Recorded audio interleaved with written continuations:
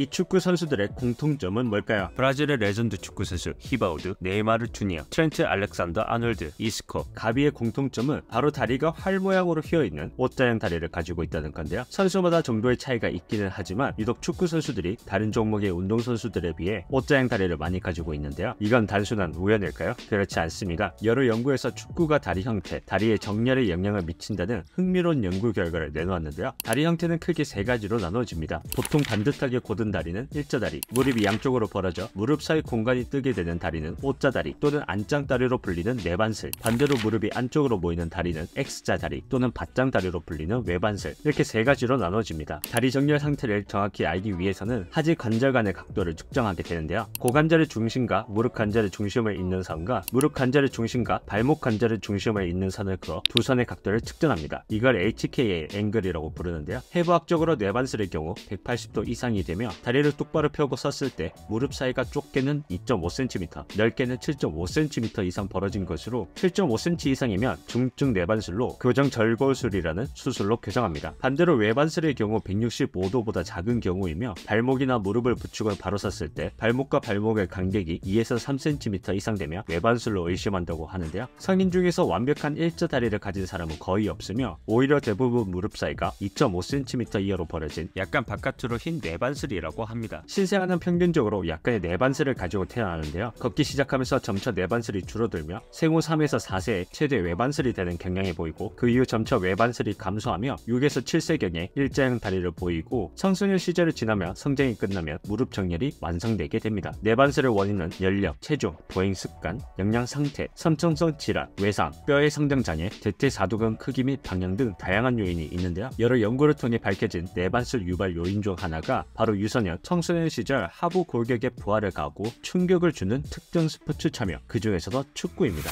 해외에서는 축구 선수의 흰 다리를 팬치다리 또는 카우보이 다리라고 부르기도 하는데요. 한 연구에서는 은퇴한 축구 선수의 최대 73%가 내반슬이라고 주장했고 실제로 브라질의 레전드 축구 선수인 호마리오와 히바우드는 내반슬을 교정하기 위해 무릎 수술을 받기도 했는데요. 전문가들에 따르면 축구에서 요구되는 방향전환을 동반한 달리기의 경우 정상적인 달리기와 비교했을 때 방향전환을 하는 순간 무릎 관절에 가는 부하력이 극적으로 증가해 관절의 내반 및 외반 정렬 불량으로 이어질 수 있다고 합니다. 그리고 여러 생체 역학적 연구에 따르면 축구에서 직선으로 공을 차는 것보다 대각선으로 공을 차는 것이 최대 공속도를 높일 수 있어 대부분의 선수가 대각선 형태로 공을 차게 되는데 대각선 발차기 동작에는 고관절 굴곡과 무릎 신전뿐만 아니라 내전 요소도 포함되어 있어 선수들은 킥을 하면서 내전근을 강화시키고 이게 내반슬을 유발하는 요인이 된다고 합니다. 그리고 축구에서 방향 전환과 상관없이 스프린트, 점프, 드리블을 하는 동안 무릎, 발목, 발에 영향을 미치고 특히 슬개 대퇴 관절에 가해지는 하중이 내반슬을 유발하는 요인이 된다고 합니다.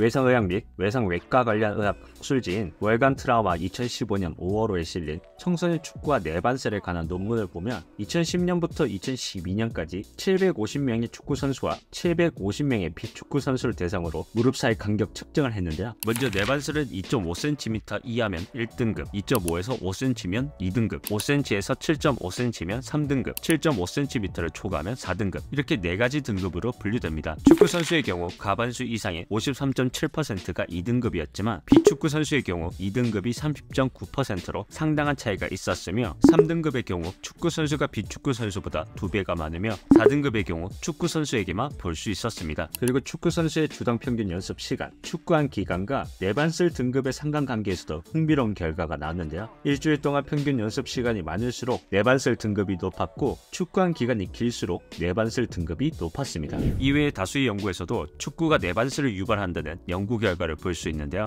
그리고 그 대부분의 연구가 유소년, 청소년 축구 선수에 집중되어 있는데요. 유소년과 청소년은 아직 근골격계가 성장하는 중이어서 부상에 취약하고 내반슬이 무릎 골 관절염, 반할판 파열, 전방 무릎 통증, 전방 십자인대 부상의 위협 요인인 만큼 어린 축구 선수들에게 발생하는 내반슬을 예방하기 위한 방안에 더욱 관심을 기울일 필요가 있기 때문입니다. 참고로 내반슬로 인해 하중 지지 안정성이 증가해 오히려 장점이 된다고 주장하는 일부 전문가들도 있습니다. 그리고 내반슬은 축구뿐만 아니라 육상, 배구, 농구, 테니스 등 무릎에 부하를 가하는 다른 종목의 선수들에게도 발견되지만 특히 축구 선수에게서 많이 볼 수 있습니다. 축구 선수가 O자 다리가 많은 이유는 축구 때문입니다. 영상 시청해주셔서 감사합니다. 영상이 재밌었다면 좋아요와 구독을 눌러주세요. 더 흥미로운 스포츠 이야기로 찾아뵙겠습니다. 애슬레틱 라이프입니다.